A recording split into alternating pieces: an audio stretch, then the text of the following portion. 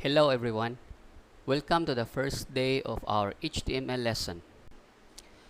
Today we're going to learn how to create our basic HTML web page.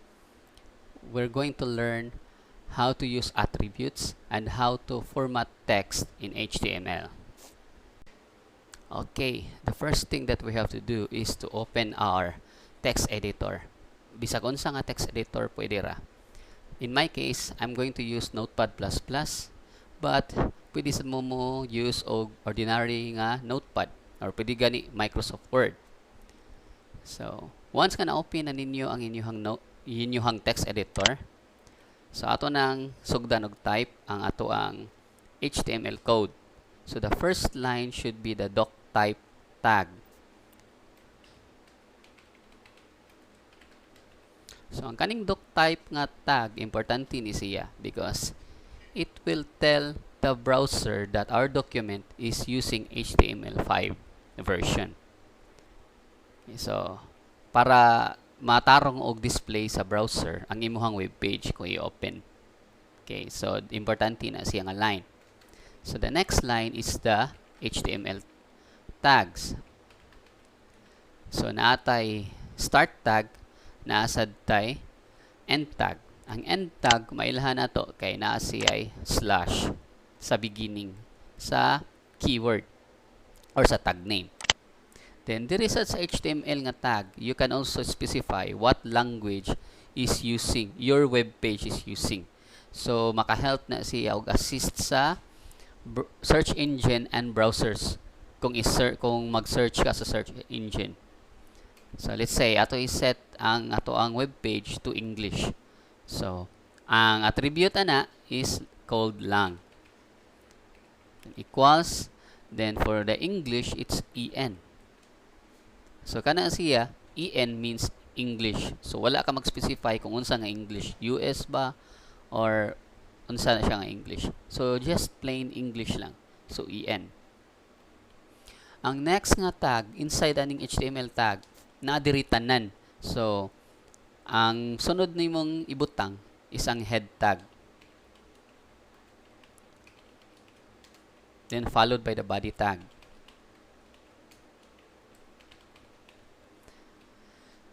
Okay, there is head tag. Ang siya ibutang na to diri is dili ma-display siya sa browser window.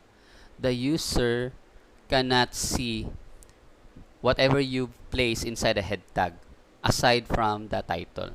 So, ang title ray makita nila. So, atong swayan, magbutang tag title.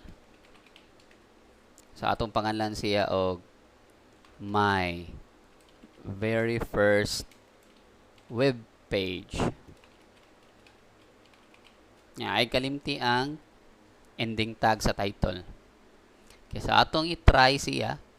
So, para ma-view ni nato siya sa browser, we have to save this one into a HTML document. So, make sure nga imuhang file type is HTML. Dili siya .text. So, i-save na to. So, ako i-save diri sa folder. Remember, ang imuhang pinaka-first nga web page, let's say, mao na siya imuhang homepage, always use the file name index.html. Index gina siya. Nganong index man siya? Kay sa hosting server manggod, ang una yung unahon sa og tan-aw sa server or ang una niyang pangitaon is the index file. Index.html magina unahon niya. Since sa ato wa man tay server, but still we will use the file name index for our homepage. So, don't forget to include the extension, the .html. Once nga ma-save na, kung naka-notice mo, ang mga tags na to is i-color code na niya. I-color code na sa Notepad++. Blue ang tag name. Ang attribute is red. Then, ang default niya is purple ang value. So, inana na siya. So, ato siya i-try og view sa web page. So, inani ang mahitabo. Okay, so ato na ning i-view sa web page ang ato ang gibuhat. So diri sa Notepad++, pwede ra nato ma-view dritso. Anhi ka diri sa menu na ay run, then launch in Chrome. Okay, so mao na niya to ang web page. So wala pa isud, nothing in the browser pa kay wala pa man tay gi-type sud sa body nga tag. So pero dito sa head na naman tay gi-specify nga title, so dara ang title nasa tab or sa mao man ni ang ato ang title bar. So na dira my very first web page. Nya kung naka-notice mo, para diri sa pikas nga tab kani nga website naa siya icon. Mao ni siya favicon may tawag ani. Mao ni siya icon nga mo display kilid sa title bar para sa siya pag identify dritso sa website. Sa ato wala, ang default kay kani nga icon. So pwede na to na ilisdan dito gyapon sa head na to. So mobalik ta diri using the link element, link element niya attribute nga real or relationship. Relationship ang ang meaning ani niya. Ang value ani kay atong butangan ni siya icon. Kay icon man to siya nga image. Kato gamay man to siya nga image. Tapad dira sa to ang title website title or web page title na nga naa sa title bar. Niya ang sunod nga attribute nga tong gamiton ang href. So mao ni siya mag-point sa file nga atong gamiton. So then ayo sa kalinti ang type. Pwede siya walay type pero mas nindot siya kung imong specify ang type niya. So ang type ani niya, since image man na siya, ang value should be image then slash then ang iyang file type. So let's say akong gamiton kay PNG. Kay na ko'y nahunanaan say PNG siya. Pero wala pa man ang image atong i-locate para ato ibutang diri ang iyahang file name sa href. So kuhaon sa nako. Mamili na lang ko diri. So kani si Tamnuk. Diri. Ako siya ibutang og folder kay mas nindot man siya nga inyong mga file is imo na siyang i-group into directory. So wala pa man ko yung mga image nga directory, so mag-create ko diri. Let's say tawgon ako images. Then place all your images here inside this folder for kanang proper nga kanang para tarong ang inyong pagka kuan lang ba organize, proper organization lang. So ibutang dira. Then ang inyong buhaton is pwede ninyo F2 or rename nasa ubos ara. Then i-highlight tanan nya, kopyaha lang nya, igumag copy, balik mo dito sa inyong HTML document. Then on sa value sa href diri ibutang dira, i-paste diha ang katong imuhang gi-copy nga file name with the extension, then save. Ighumanan na, i-refresh lang to imuhang gi-view sa browser. Okay, so ato i-refresh, tanaw na to kung mutunga na ba. Okay, so wala siya mutunga. So atong i-debug nga nung wala mo appear nga to ang icon nga giset. So mobalik ta diri. Okay, so ang problema di ay kay nakalimot ko og specify sa iyahang proper nga address. Kung balik ko nato diri, na siya sud sa images nga folder ni. Yang ato ang index na siya outside sa images nga folder. So what we're going to do is to specify also the images nga folder. So we should include the images nga name sa folder. So images, then slash, kaya naman siya suds ani nga directory. So slash, then save, then balik ta to i-refresh. Okay, so dara naa na nga tong icon. So naa na diha ang naong ni Tamnuk. Okay, So, next, ang sunod na itong buhaton is ang ato na ta sa body. Now, diri sa body, unsay ibutang nato diri, kanang tanan nga tag nga tong ibutang diri, makita na sa user. Okay, so we will start with our heading. So, in HTML, there are 6 levels of headings. So, ang heading ana is H1 up to H6 na siya. Na H1 to H6. Ang H1 ang pinakadako. H6 is the smallest heading. So, ang unsa day purpose ani mga heading, just like in a book, mo na sila mga heading, mga gamiton sa chapter titles, mga titles inside sa chapters, mga subtitles, mo na sila. Ang heading H1 ang pinakataas. So, atong gamiton ng H1. So, mana H1, then ato lang balikod ang ato ang title ug butang diri. Or maghimo taglain, let's say, welcome to my first web page lang, web page. Welcome to my web page. Okay? Then magbutang tayo sa ubos og H2 or let's say H3 lang para makita ang ilahang difference dyan, maklaro. Then butang nato diri my first attempt at creating a web page, H3. Okay, so atong i-try kung mo appear ba siya sa ato ang web page, web page sa browser. So save, then refresh. Okay, so mao na ang ato ang H1 ug H3. So dako sila diferensya. Ang H1 dako jud compared sa H3. So next, diri sa body, pwede na to applyan og attributes if you want. You can change the background color of your body.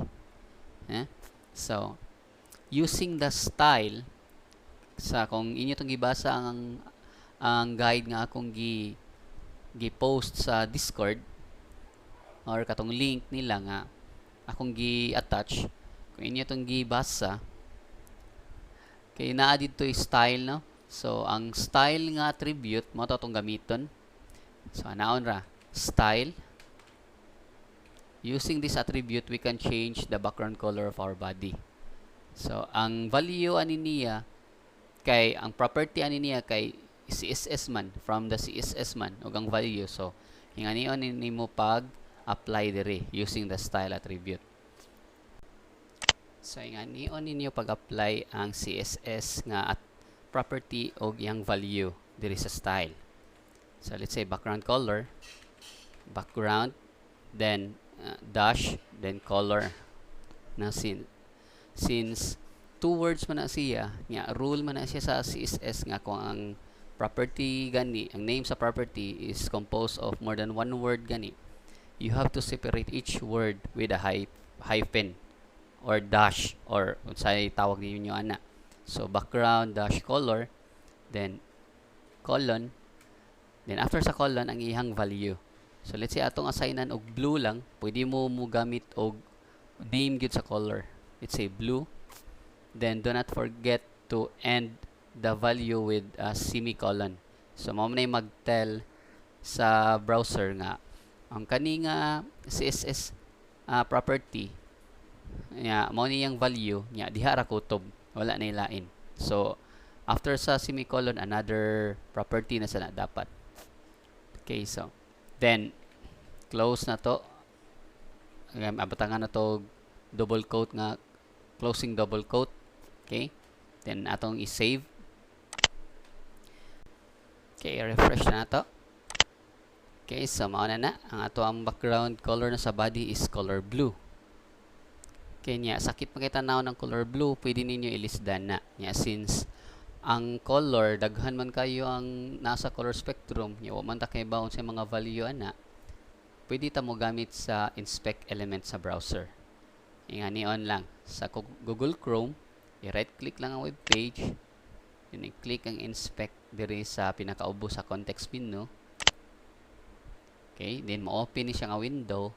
So imong buhaton is i-click ni siya kaning select an element in the page to inspect it. Click na. Then i-click ang body diri sa ubos. Diri sa ubos sa HTML nimo nga code, i-click ang body. Nya diri sa lower right nga window sa styles nga tab, makita ninyo ang style sa atong body. So mao ni, background color blue. So inyong buhaton is just click the icon, little blue icon. Then it will open up the color menu. Then pwede na ka pili og color dira nga imong gusto. Let's say atong applyan og nani, may pagka purple. Nya diri sa ubos, diri sa ubos niya na naay hex code. So mao ni inyong kopyahon. Nya inyo ni i-paste dito sa inyong HTML document. So ato siyang i-copy. Then back ta diri sa itong HTML document. Nya kaning blue nga value, i-paste lang dira ang imuhang hex code. Nya kanang note nga ang kanang hex code ay kanang hex code is composed of 6 na siya ka digits or 6 characters na ang hex code. Nganong 6 man kay ang first 2 characters is for the color red.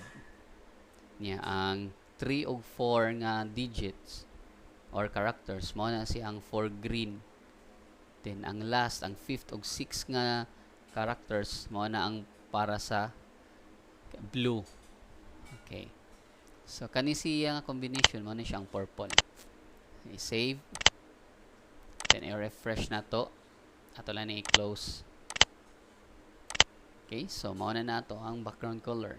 Purple na siya, may pagka-purple. Okay, ang sunod natong buhaton is ato ning i-center ang ato ang heading. So, sa pag-center sa heading, anhi ka diri sa H1. Butangi gyud pug style. Then ang iyang property is text align. Colon. Then ang value is center. Save. Then refresh ang page. Okay, so mao na. So nakita ninyo na center na atong heading. Okay, pwede sa nato buhaton na sa ato ang subtitle ang atong H3. So mao gihapon ang procedure. So butangi siya style nga text align center. So,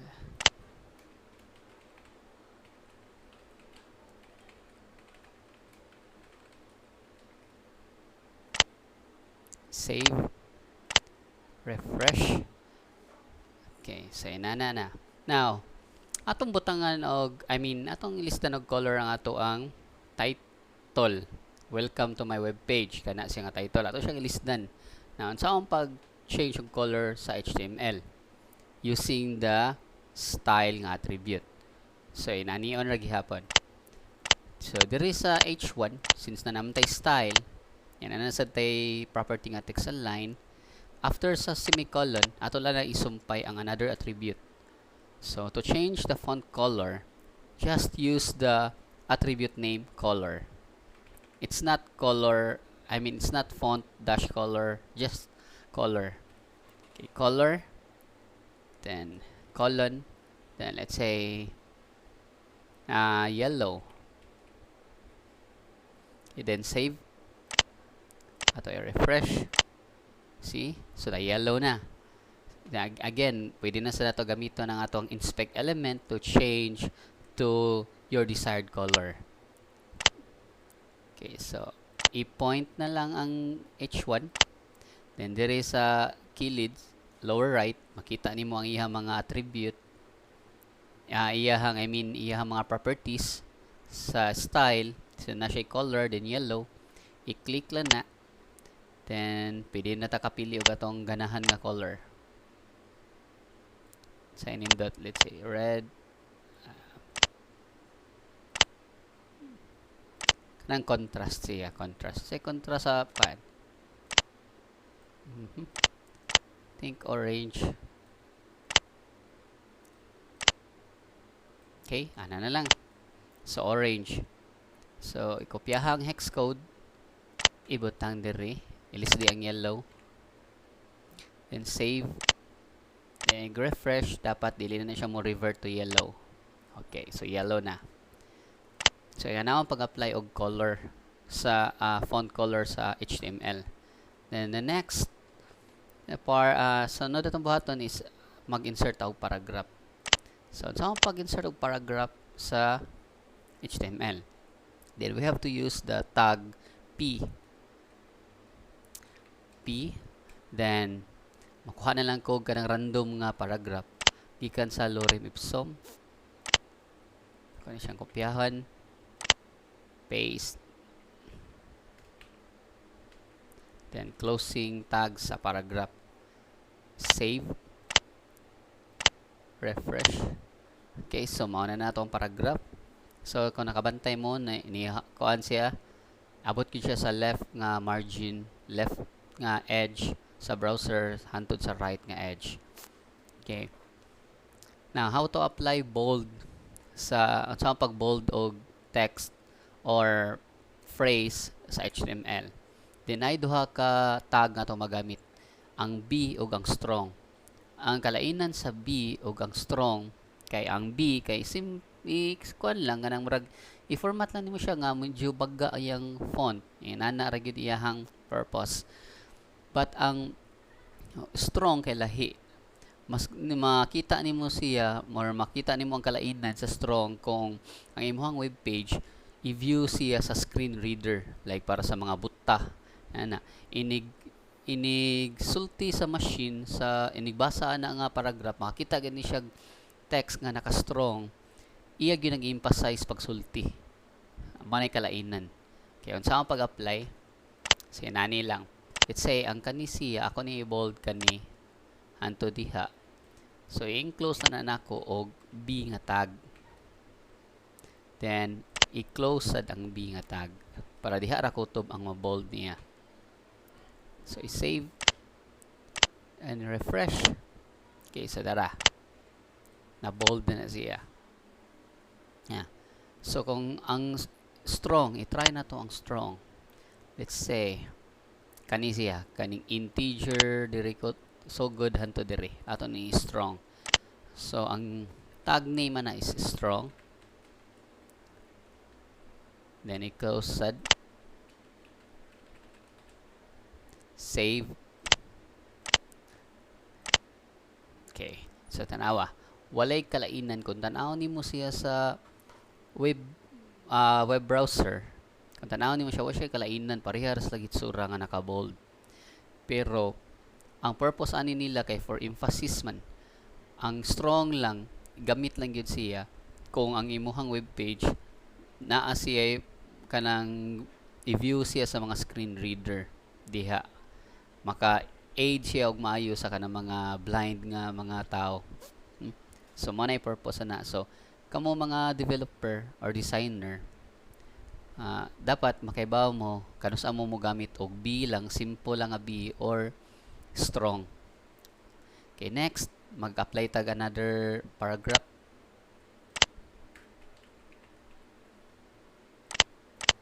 Okay, kuhaon ko niyang ikaduha nga paragraph.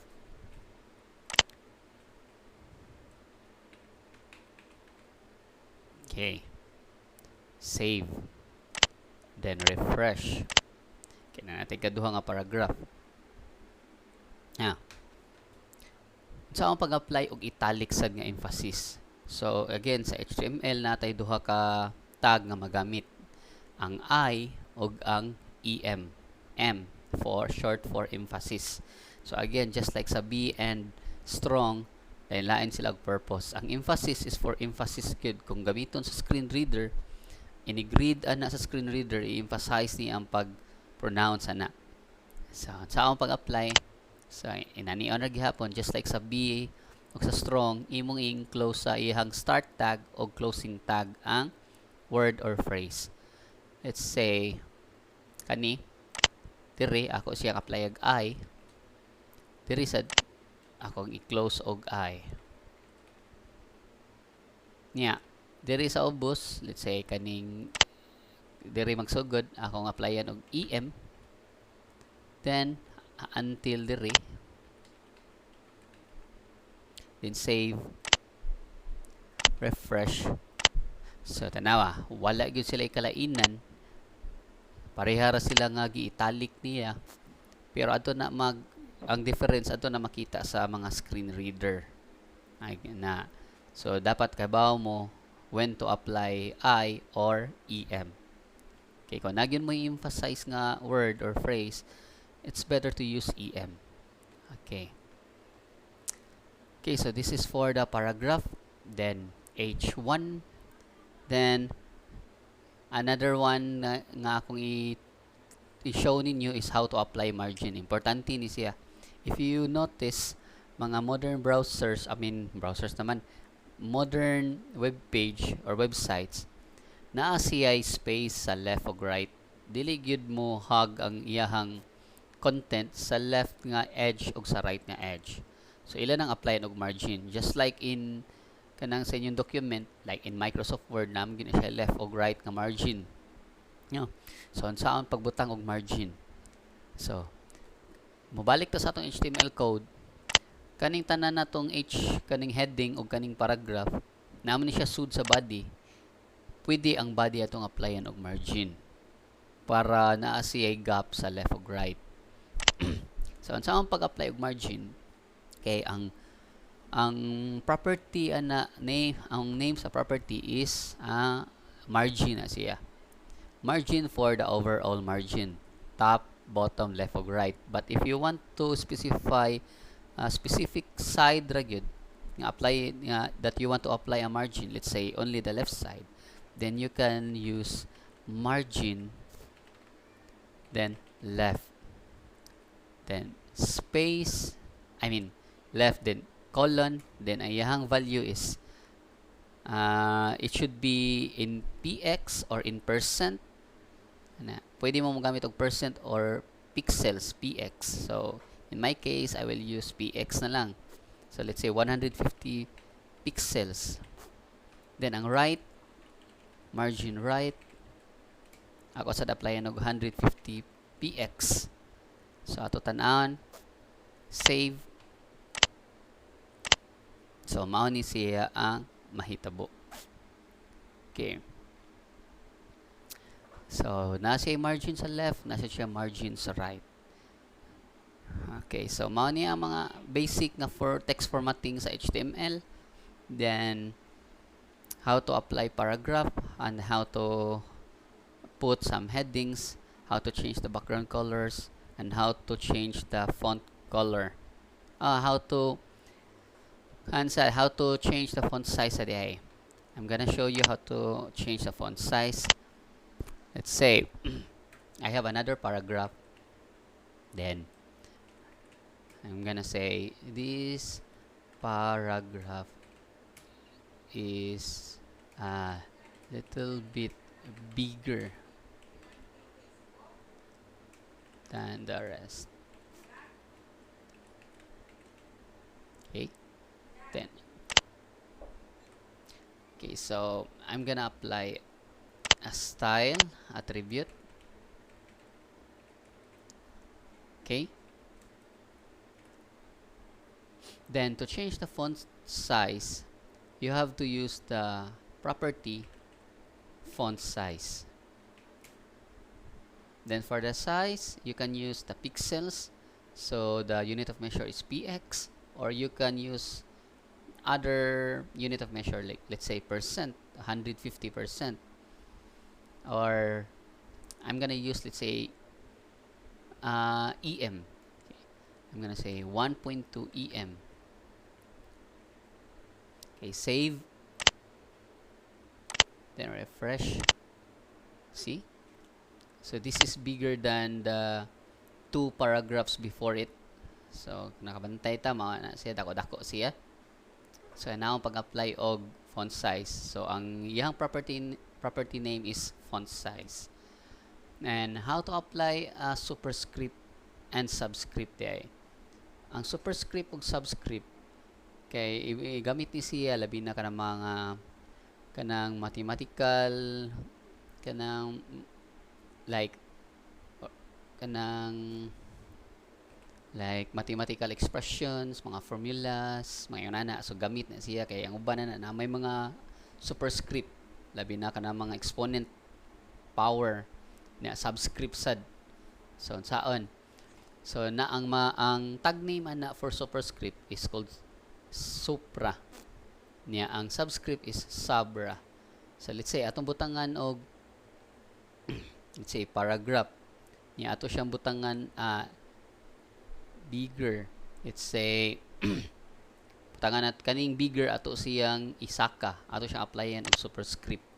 So ano yun nimo? I-enclose na nimo ang word nga bigger og kaning soup. Then i-close sad siya. So then save. Okay. Ingani ninyo pag-apply og superscript. For the subscript, i-change lang ni ang soup to sub. Na. Then save. Refresh. So nahimo na siyang subscript na siya sa ubos. Okay, sa anaan pag-apply og superscript og subscript. Okay. Then nasa ko ilain ninyong introduce kanang gitawag na tog small. Say purpose unsa din ang small, unsa effect niya.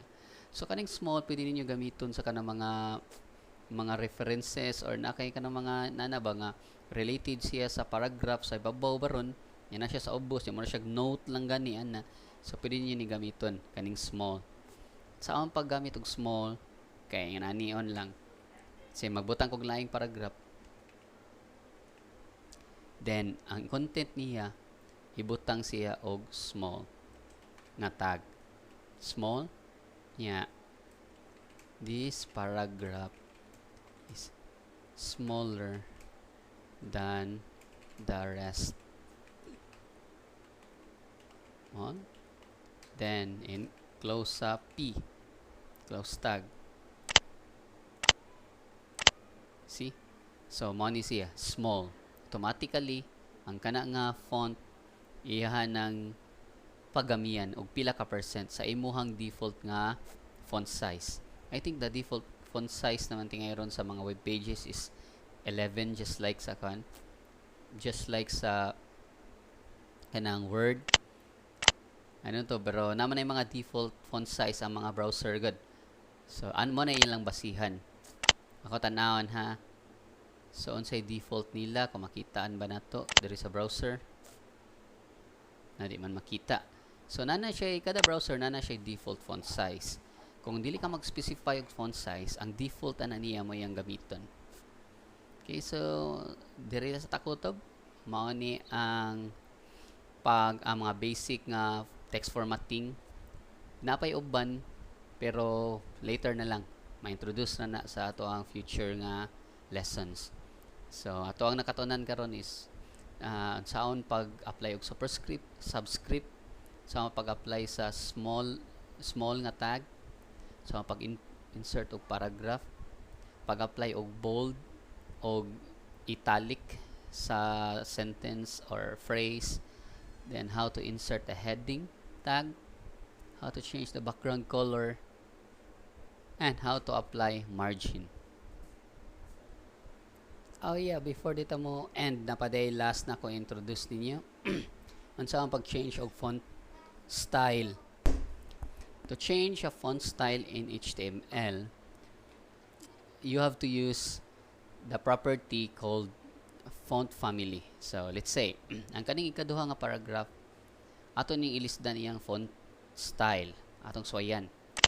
So diri sa ikaduha nga paragraph putangig style nga attribute, then ang iyahang property is font family.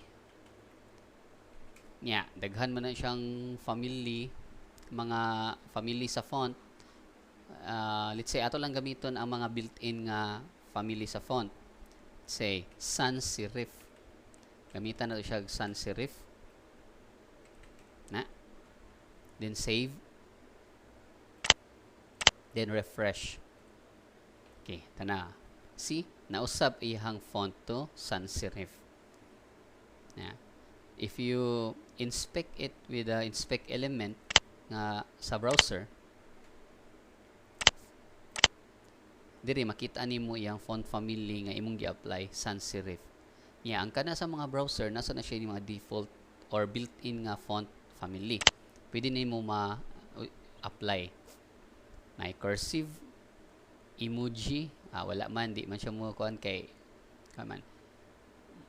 Na siya fantasy, na siya monospace, sans serif, serif, system UI. So ana, pwede ninyo gamiton ako, pero mas maayo nga kamoy mo specify sa inyong font para dili mag-usab-usab. Kung bisag asa na siya nga browser i-view, dili mausab or dili maguba ang inyong web page. Okay, so that's it. Diri lang sa ata, and see you on our next topic.